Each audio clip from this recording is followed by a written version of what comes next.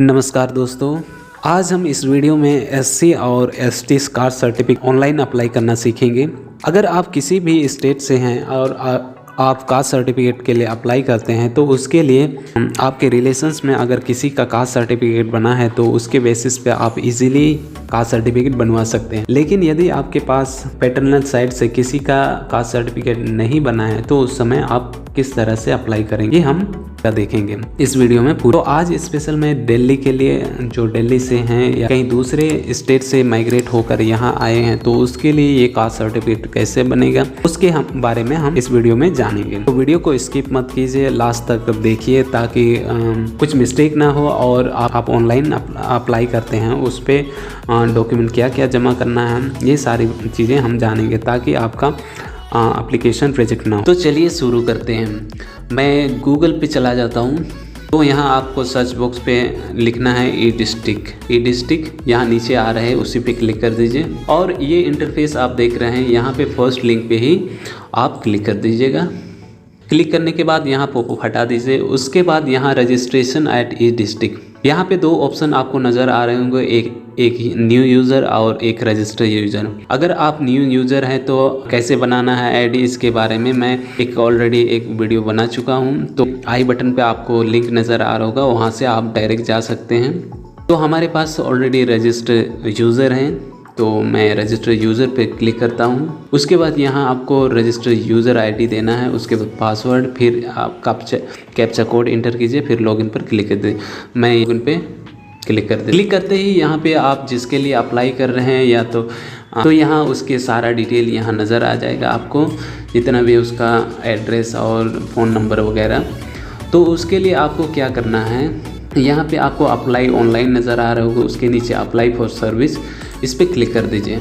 अगर आप ST category से आ रहे हैं, बिलोंग करते हैं, तो यहाँ पे आपको नज़र आ रहा होगा 12 नंबर पे issuing of the caste certificate ST के लिए। तो यहाँ पे आप अप्लाई ऑनलाइन करते हैं।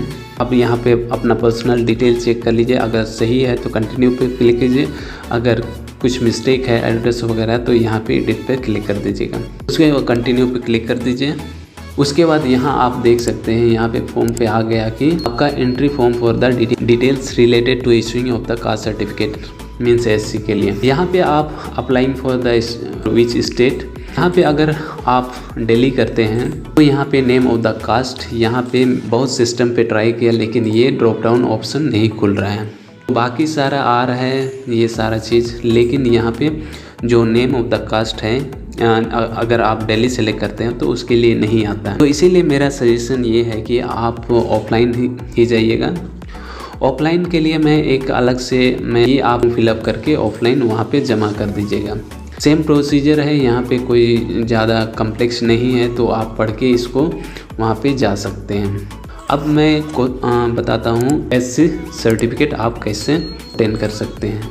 एससी सर्टिफिकेट को अप्लाई करने के लिए आप अप्लाई ऑनलाइन पे जाइए, उसके बाद अप्लाई फॉर सर्विस पे। उसके बाद यहाँ अगर सिस्टम यूज़ करें तो कंट्रोल F दबाकर डायरेक्ट एससी कर सकते हैं। लेकिन यहाँ 40 नंबर पे आपको दिख रहा होगा issuing of the caste certificate SC certificate, यहाँ अप्लाई पे ऑनलाइन अप्लाई पे क्लिक कर दीजिए।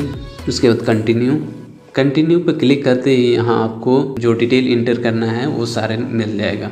यहाँ आप फर्स्ट नंबर पे अप्लाई फॉर विच स्टेट, तो हम यहाँ दिल्ली के लिए अप्लाई कर रहे हैं तो दिल्ली सेलेक्ट कर लेते हैं। उसके बाद रिलीजन आपका क्या है, रिलीजन आप अपने हिसाब से सेलेक्ट कर लीजिएगा। मैं यहाँ हिंदू सेलेक्ट कर लेता हूँ। नेम ऑफ द कास्ट, यहाँ ड्रॉप डाउन पे मैं बिलाई कर लेता हूँ। उसके बाद यहाँ please select appropriate choice in the following category that you fall in. यहाँ पे ए पे लिखा है, क्या आपके फैमिली 1951 से पहले दिल्ली में रह रहे? अगर रह रहे तो येस कीजिए, अगर नहीं तो नो कीजिए। अगर रह रहे तो आप दिल्ली का जो notification caste in the notification for Delhi वो नंबर आपको यहाँ सीरियल नंबर एंटर करना होगा। मैं उसके लिए भी ये दिखा देता हूँ। अगर सपोज दैट आप लाई से हैं, अगर 51 से पहले से यहाँ रह रहे हैं तो यहाँ देख सकते हैं बिलाई के लिए कौन सा नंबर है, ये 4th नंबर है, तो आपको पुट करना है यहाँ पे 4th नंबर। लेकिन अगर नहीं है, 51 के बाद आए हैं, अगर आप किसी दूसरे स्टेट से यहाँ माइग्रेट होकर आए हैं और यहाँ दिल्ली पे सेटल हुए हैं तो आप नो कर दीजिए। उसके बाद आप 51 के बाद आते हैं तो यहाँ येस कीजिए। येस करते ही आपको यहाँ पे आपका जो डिटेल है माइग्रेट कहाँ से हुए ये सारा डिटेल आपको यहाँ भरना होगा। तो यहाँ हम भर लेते हैं, यहाँ इंटर कर लिया। उसके बाद यहाँ पे देख सकते हैं serial number of the caste in the notification for Delhi. तो यहाँ आप देख सकते हैं कि नोटिफिकेशन यहाँ पे अप्लाई 4 नंबर पे है, तो आपको 4 सेलेक्ट करना है, 4 सेलेक्ट करना है। उसके बाद serial number of the caste in the state of the origin. तो ये आपको जो उत्तर प्रदेश का है उसका सीरियल नंबर यहाँ पे कौन सा अप्लाई कौन सा नंबर पे है, 10th नंबर पे, ये आपको यहाँ इंटर करना है। मैं इसका जो लिंक है अलग अलग स्टेट का यहाँ आप देख सकते हैं, state wise list of the schedule caste updated up to 2017। ये आप अगर आंध्रा से हैं, गुजरात से, किसी भी स्टेट से यहाँ पे आपको मिल जाएगा। मैं इसका लिंक वीडियो को डिस्क्रिप्शन में दे देता हूँ, तो वहाँ से आप इस पेज पे डायरेक्ट जा सकते हैं और अपने हिसाब से जो भी आपका स्टेट है जहाँ से आप माइग्रेट हुए हैं वो आप यहाँ से सिलेक्ट कर सकते हैं। उसके बाद यहाँ 5th नंबर पे बोल रहा है whether any of the parental blood relations of the application for this schedule caste certificate है कि क्या आपके फैमिली में किसी पैटर्नल साइड से आपके ब्लड रिलेशन में कोई कास्ट सर्टिफिकेट आपके बना हुआ है। अगर बना हुआ है तो येस कीजिए, अगर नहीं बना हुआ है तो नो कीजिए। अगर आप येस करते हैं तो आपको इसमें से जो जिसका आप देना चाहते हैं उसका पूरा डिटेल आपको फॉर्म फिलअप करना होगा। अगर नहीं है तो नो कर दीजिए। उसके बाद अगर आप दिल्ली में सेटल हैं तब आपका यहाँ पे बन सकता है, लेकिन उसके लिए आपको बर्थ सर्टिफिकेट देना होगा और दूसरा आपको यहाँ मार्कशीट के आधार पर बनवा सकते हैं। लेकिन जो तहसीलदार से ऊपर वाले जो ऑफिसर्स हैं उनका विजिट हो, उसके बाद ही आपका ये कास्ट सर्टिफिकेट बन सकती है। अगर जेन्युइन है तो आपका बन जाएगी, अगर नहीं है, अगर उस पर कोई प्रॉब्लम है या कोई उनको नेगेटिव मार्किंग आती है तो देन आपका नहीं बनेगा। तो अगर येस करते हैं तो यहाँ आपका जो कास्ट सर्टिफिकेट होल्डर नेम है उसका आपको यहाँ पे नेम भरना पड़ेगा, तो मैं भर लेता हूँ। उसके बाद रिलेशन विद एप्लीकेंट, आपका ये रिलेशंस में क्या है, ब्रदर है, बुआ है, पैटर्नल साइड से ये सारे डिटेल आप भर सकते हैं। यहाँ पर ध्यान दीजिए, एक पॉइंट है, यहाँ पर कई लोग अगर दूसरे स्टेट से भी यहाँ माइग्रेट होकर आए हैं उसके बाद वहाँ उनका ये सर्टिफिकेट बना हुआ है तो सेल्फ कभी मत कीजिए, क्योंकि कई बार वहाँ से उनका रिजेक्ट कर देते हैं। और रिजेक्ट करने का मेन रीज़न है कि उन लोग ये नेगेटिव मार्किंग दे देते हैं कि उनका दूसरे स्टेट से बना हुआ है करके।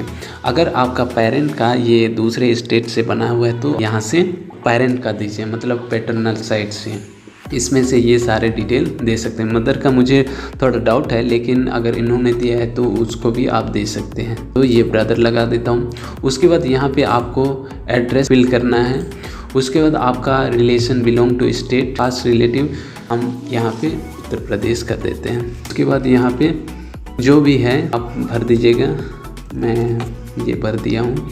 पूरा डिटेल आपको उसमें जो एड्रेस दिया हुआ वही आपको फिलअप करना है। मैं यहाँ पे बस झांसी लगा के छोड़ दे रहा हूँ। उसके बाद यहाँ पे आपको कास्ट सर्टिफिकेट 5th E पे कास्ट सर्टिफिकेट मेंशन करना है। उसके बाद यहाँ इशूइंग डेट वो कास्ट सर्टिफिकेट पे देख के आप भर लीजिएगा, मैं यहाँ भर दिया। उसके बाद इशूइंग अथॉरिटी एड्रेस, तो यहाँ पे आपको एड्रेस देना होगा, जो भी आपका जहाँ से भी इशू हुआ है उसका एड्रेस यहाँ पे मैं। उसके बाद ऑफिसर का डेजिग्नेशन, वहाँ पे आपका पूरा लिखा रहेगा कि ऑफिसर का डेजिग्नेशन क्या है। उसके बाद 6 नंबर पे purpose of the obtain certificate, आप अगर स्कॉलरशिप के लिए कर रहे हैं तो फॉर स्टडिंग या एजुकेशन कर सकते हैं। अगर किसी और के कोटा के लिए कर रहे हैं, educational Kota for education institute, ये भी लिख सकते हैं। मैं यहाँ एजुकेशन के लिए कर रहा हूँ तो एजुकेशन सेलेक्ट कर लेता हूँ। ये सारे डिटेल फॉर्म फिलअप करने के बाद आप यहाँ पे कंटिन्यू पे क्लिक कर दीजिएगा।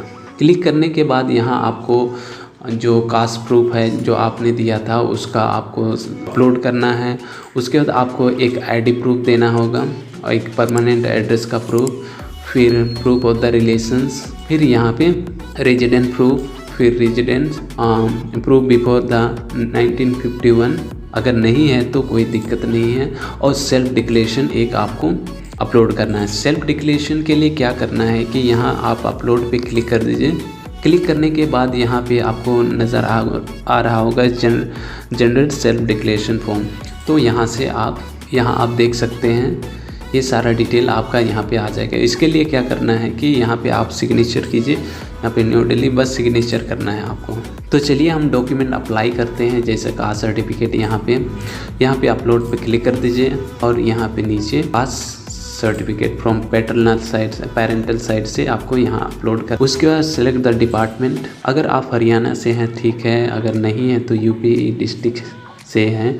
अगर अदर स्टेट के हैं तो अदर लगाइए। फिर हम यूपी से हैं, उसके बाद यहाँ डॉक्यूमेंट नंबर सेलेक्ट कीजिए, चूज फाइल पर सेलेक्ट कीजिए। फिर यहाँ पे ध्यान रखिए इसका मैक्सिमम जो साइज होना चाहिए वो 100 KB का होना चाहिए। उसके बाद हमारा आईडी प्रूफ आपका देना है, जो जिसका भी अपलोड हो रहा है या जिसका बन रहा है, ये सारे डॉक्यूमेंट आपको देना होगा। उसके बाद आपका एक परमानेंट एड्रेस का प्रूफ देना होगा। आइडेंटिटी प्रूफ और परमानेंट एड्रेस दोनों अलग अलग डॉक्यूमेंट होना चाहिए। अगर आपने आईडी प्रूफ पे आधार कार्ड दे दिया तो परमानेंट एड्रेस में आपको कुछ दूसरा देना होगा। जैसा यहाँ पे आपका लिस्ट में सब आ जाएगा, यहाँ आधार कार्ड आ जाएगा, सारा लिस्ट सेम है। तो आपको सेम नहीं देना, क्योंकि कई बार उसी के यहाँ पे वहाँ पे आपको प्रॉब्लम्स हो सकती है कि आपने ये क्यों दिया। और प्रूफ ऑफ रिलेशनशिप एक देना होगा। इसमें आपको क्या करना है, सपोज दैट आपने यहाँ पे अगर ब्रदर का दिया है तो यहाँ आधार कार्ड दे सकते हैं, ये सारे डिटेल दे सकते हैं। लेकिन ध्यान रहे ऐसा डॉक्यूमेंट देना है जिससे आपका प्रूफ हो जाए कि येस पेरेंटल रिलेशनशिप से रिलेट करता है जैसा, ठीक। उसके बाद आपको एक रेजिडेंस प्रूफ देना होगा। उसके बाद आपको एक प्रूफ देना होगा रेजिडेंशियल प्रूफ बिफोर। ये तो आपके लिए एप्लीकेबल नहीं है क्योंकि आपने नो लगाया हुआ था। तो आपको एक सेल्फ डिक्लेरेशन जो आपने यहाँ पे डाउनलोड किया था, इसको आपको यहाँ पे अपलोड करना है। मैं अपलोड कर लेता हूँ। तो यहाँ पर मैंने सारा चीज़ अपलोड कर दिया है, जितना भी जो रिक्वायरमेंट डॉक्यूमेंट है वो मैंने अपलोड किया है। अगर आप इसको क्रॉस चेक करना चाहते हैं तो यहाँ व्यू ऑप्शन पर जाके इसको देख सकते हैं। जैसे यहाँ पे मैं मेरा रेजिडेंशियल प्रूफ देखना चाहता हूँ तो यहाँ पे व्यू पे जाके ये आप देख सकते हैं इस तरह से। अगर इसको री अपलोड करना है तो आप यहाँ री अपलोड पे क्लिक करके आप दोबारा से अपलोड कर सकते हैं। तो उसके बाद सारा चीज़ हो जाने के बाद यहाँ कंटिन्यू टू नेक्स्ट पर क्लिक कर दीजिए। क्लिक करने के बाद अगर फ़ोटो को मॉडिफाई करना है तो फ़ोटो मॉडिफाई कीजिए। उसके बाद कंटिन्यू टू फाइनल सबमिट। उसके बाद यहाँ दोबारा आप एक बार क्रॉस चेक कर लीजिए ध्यान से। अगर कुछ मिस्टेक है तो यहाँ पे आप एडिट ऑप्शन है, उस पर क्लिक करके आप एडिट कर सकते हैं। और फोटो अगर यहाँ से क्रॉस चेक करना है तो व्यू ऑप्शन यहाँ दोबारा मौका मिलता है तो यहाँ से आप कर सकते हैं, यहाँ एडिट दबाकर। उसके बाद यहाँ पे फाइनल सबमिट पे क्लिक कर दीजिए। करने के बाद आपको जो रजिस्टर्ड मोबाइल नंबर है उस पर OTP आ जाएगा। उसके बाद आपका सबमिट हो जाएगा। OTP इंटर करते ही आपको रिसिप्ट मिल जाएगा। आप रिसिप्ट फ्यूचर के लिए रख लीजिएगा। उसके बाद आपको क्या करना है कि ये विदिन 7 डेज आपको इस एक्नॉलेजमेंट के साथ जितने भी आपने अपलोड किया हुआ है डॉक्यूमेंट, उसका जेरोक्स कॉपी और ओरिजिनल लेके आप जहाँ पर भी उसका एड्रेस रहेगा वहाँ पे चले जाइए। तो अगर वेरीफाई में सारा चीज़ सही रहेगा तो आपको वहाँ पर जेरोक्स कॉपी छोड़ रखना है। उसके बाद ओरिजिनल लेके आ जाइए। उसके बाद आपका विदिन 14 डेज में आपका कास्ट सर्टिफिकेट बनके तैयार होके आप ऑनलाइन ही यहाँ से डाउनलोड कर सकते हैं। उसके लिए आपको क्या करना है, यहाँ से आपको यहाँ प्रिंट सर्टिफिकेट नंबर है, उसमें आपको सर्टिफिकेट नंबर मिलेगा, उसको यहाँ इंटर कीजिए और डेट ऑफ। अगर वीडियो पसंद आए तो लाइक शेयर ज़रूर कर दीजिएगा और ऐसे ही वीडियोज़ के लिए आप हमारे चैनल को सब्सक्राइब कर लीजिएगा। वीडियो को देखने के लिए धन्यवाद।